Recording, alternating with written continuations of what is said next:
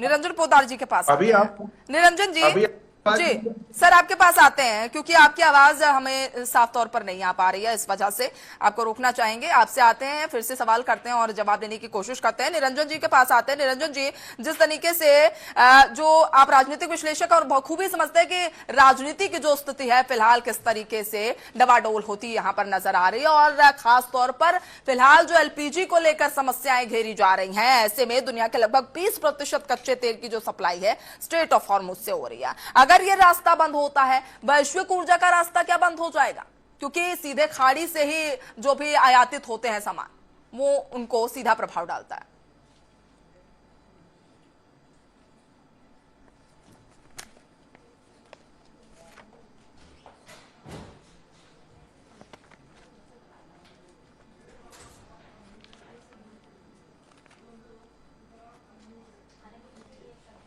जी इसकी आवाज पूरी कर दें। जी निरंजन जी, सर अनम्यूट करें अपने आप को। जी मेरी आवाज आ रही है अभी आपको? मेरी आवाज आ रही है? आवाज ठीक आ रही है आवाज आपकी? नहीं सर, अभी फिलहाल आपकी आवाज नहीं आ पा रही है हमें, हमारे तक। सुरभि जी मेरी आवाज आ रही है? जी निरंजन जी, जी बताएं सर।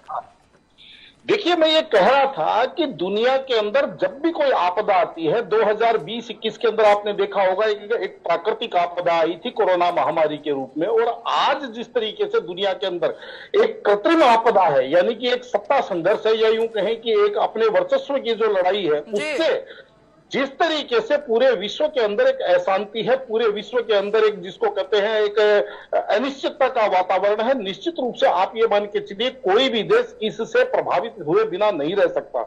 ये अलग बात है कि कोई थोड़ा कम और कोई थोड़ा ज्यादा, तो भारत भी इससे कोई अलग नहीं है। और जो प्रभाव है उसके लिए मेरा ये मानना है, अगर मैं भारत के परिप्रेक्ष्य में बात करूं, तो जिस तरीके से हमारी 140 करोड़ की जनसंख्या है और हमारे पास सीमित संसाधन हर चीज के होते हैं, और हम तेल और प्राकृतिक गैस या यूं कहें कि ऊर्जा के मामले में हम आत्मनिर्भर अभी नहीं है, तो ऐसी स्थिति में हमें जनता और सरकार इनके बीच में एक समन्वय की आवश्यकता है। क्योंकि जिस तरीके से आप देखते होंगे कि किसी भी चीज का हमारे यहाँ एक माहौल बन जाता है, वातावरण बन जाता है, और लोग जो है उसको अत्यधिक संग्रह करना चालू कर देते हैं, उससे भी कई बार कृत्रिम किल्लत जो होती है वो खड़ी हो जाती है। तो वो वैसी स्थिति एक तो नहीं बने।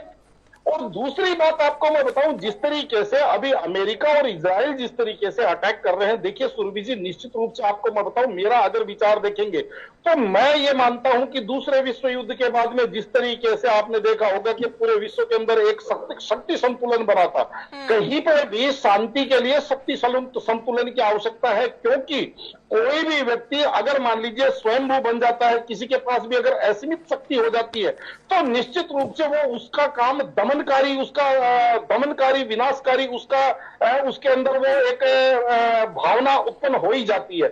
और आप ये मान के चलिए कि आज पूरी दुनिया के अंदर लगभग 2/3 आबादी ऐसी है जो कहीं ना कहीं अपनी गुर्बत, अपनी गरीबी, अपने कुपोषण से लड़ रही है। और ऐसी स्थिति के अंदर जो ये विकसित राष्ट्र हैं, अगर वो इस तरीके से दुनिया के अंदर अपना प्रभुत्व, अपना साम्राज्य जमाने के लिए पूरी दुनिया को अगर वो समझ लीजिए अस्थिर करते हैं, तो आज भारत, मैं कहता हूं कि दुनिया 3 भागों में बटी है, एक इस पक्ष में, एक उस पक्ष में, और कुछ राष्ट्र ऐसे हैं जो आज भी चुप है, आज भी वो समझ लीजिए स्थिति के ऊपर नजर रखे हुए। तो मेरा यह मानना है कि जो तीसरे वाले जो ना इधर है ना उधर है, यानी कि जो बीच वाले हैं, उनको कम से कम इस चीज के लिए प्रयास करने चाहिए, वरना आज की तारीख में यूएन का भी कोई महत्व नहीं रह गया। बिल्कुल निरंजन जी, एक और विश्व गुरु होने की बात करता है भारत, और फिलहाल जिस तरीके की स्थितियां बन रही है, 20% रेस्टोरेंट बंद होने की कगार पर देखे जा रहा है, लाखों रोजगार पर इसका असर पड़ने वाला है।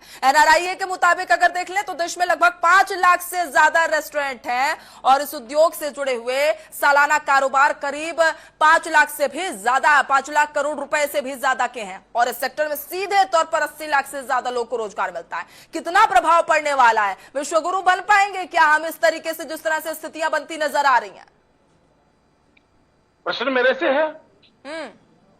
हाँ, देखिए, ऐसा है, विश्व गुरु और दो चीजें होती है सुरभि जी। एक चीज होती है कि आप अपने आप को सबसे पहले विकासशील राष्ट्र से विकसित राष्ट्र बनाइए, और जब विकसित राष्ट्र करके जब अपने आप को आप आत्मनिर्भर बना लेंगे हर चीज के अंदर, जब आप दुनिया की तरफ ताकना बंद कर देंगे, चाहे आयुध के क्षेत्र में हो, चाहे आप ये समझ लीजिए खाद्यान्न के क्षेत्र में हो, चाहे ऊर्जा के क्षेत्र में हो, उसके बाद में अगर आप ये विश्व गुरु और दुनिया को दिशा दिखाने वाली बातें करेंगे तो मेरे को थोड़ी सी बातें समझ में आती है। अन्यथा मुझे एक बात बताइए, हमारे यहाँ कहा जाता है ना कि जब कि क्षमा सोवती उस भुजंग को जिसके कंठ में गरल हो, उसको क्या जो नीर क्षीर सरल हो। अगर मेरे में ही शक्ति नहीं है तो मैं किसी को कहां से, यानी कि ट्रांसफार्मर में अगर करंट नहीं है तो वो किसी का बल्ब कहां से जला देगा। विश्व गुरु की बातें करना आत्मा, जिसको कहते हैं कि आत्म संतुष्टि के लिए, या बिल्कुल जिस तरीके से अब स्थितियां बन रही हैं, जैसा कि निरंजन जी कह रहे थे कि एकल तौर पे हम पूरी शक्ति का उपयोग नहीं कर सकते, हमें आत्मनिर्भर बनने की कोशिश जो है वो लगातार करनी होगी। कि हम आते हैं निरंजन जी के पास। निरंजन जी, जिस तरीके से ये पेट्रोल की कीमत में अभी तक 45% तक का जो है टैक्स लगा हुआ है, तो ऐसे में जो एलपीजी को लेकर और घरेलू गैस को लेकर जो स्थितियां बन पड़ी हैं, ऐसे में क्या जनता को सरकार को टैक्स से राहत नहीं देनी चाहिए जिससे कि ऐसी स्थितियां ना बन पड़े? और साथ ही जो $100 पार कर रहा है तेल, ऐसे में क्या भारत में महंगाई दर 6% से भी ऊपर जा सकती है आंकड़ों के मुताबिक? देखिए सुरभि जी, मेरा ये मानना है कि सबसे पहले तो सरकार को भारत के अंदर सर्व उपलब्धता सुनिश्चित करनी चाहिए। भाव की अगर हम बात करें, जिस तरीके से विश्व व्यापार के अंदर आपने क्रूड ऑयल के या यूं कहें पेट्रोलियम के आपने भाव जो है ऊपर नीचे होते हुए देखे हैं पिछले 10 दिनों के अंदर, और सरकार जिस तरीके से इस चीज को अभी तक कंट्रोल करके रखी हुई है भारत के अंदर, निश्चित रूप से भारत को ऐसा ही करना चाहिए था। लेकिन यहाँ पे एक चीज और मैं आपको बताना चाह रहा हूं कि आप ये मत मान के चलिए कि ये जो युद्ध है ये आखिरी युद्ध है, ये 10 दिन में, 1 महीने में, 1.5 महीने में ये युद्ध निपट जाएगा, उसके बाद में विश्व के अंदर कोई अशांति नहीं होगी। क्योंकि जब तक शक्ति संतुलन विश्व के अंदर नहीं बनेगा तब तक आप ये मान के चलिए प्रत्यक्ष या परोक्ष रूप से इस तरीके से प्रत्येक देशों के अंदर हस्तक्षेप होते रहेंगे। एक बात उद्धत करना चाहता हूं, जिस तरीके से अमेरिका की हम बात कर रहे हैं सुरभि जी, आपने देखा होगा कि पिछले लगभग 5-6 सालों से अमेरिका पहले डीप स्टेट के माध्यम से श्रीलंका को उन्होंने डिस्टेबलाइज किया, उसके बाद में नेपाल को किया, बांग्लादेश को किया, और इसी तरीके से इन्होंने ईरान के अंदर भी इन्होंने प्रयास किया। आपने देखा होगा 3 महीने पहले जिस तरीके से वहां की जनता प्रोटेस्ट के नाम पे बाहर निकली और उसको जिस तरीके से प्रचारित किया, लेकिन वहां पे वो रिजीम चेंज करवाने में कामयाब नहीं रहे। उसी का परिणाम है कि यहाँ पे सीधी लड़ाई के अंदर आ गए। तो इसी तरीके से ट्रंप जिस तरीके से भारत को भी बीच बीच में प्रत्यक्ष या परोक्ष रूप से धमकाता है, आपने देखा होगा कि नरेंद्र मोदी जी के लिए कहता है मैं तुम्हारा राजनीतिक भविष्य बर्बाद नहीं करूंगा, या यूं इस तरीके की बातें। प्रधानमंत्री जी भी स्वयं कहते हैं कि मेरे को राजनीतिक खामियाजा भुगतना पड़ सकता है मुझे इस चीज का। तो कहने का तात्पर्य यह है कि अब भारत को आंतरिक राजनीति और भारत को बाहरी खतरों, इन सारी चीज को बैठ करके, और जो हमारे यहाँ जो क्षुद्र और गंदी राजनीति जो भारत के अंदर होती है, जिस तरीके से वातावरण बनाने के लिए, या यूं कहें कि एक अफवाह का माहौल बना करके, जिस तरीके से गहन समीक्षा की जरूरत है और भारत को इन स्थितियों को समझना बेहद जरूरी हो जाता है। आपका बहुत बहुत धन्यवाद हमसे जुड़ने के लिए। और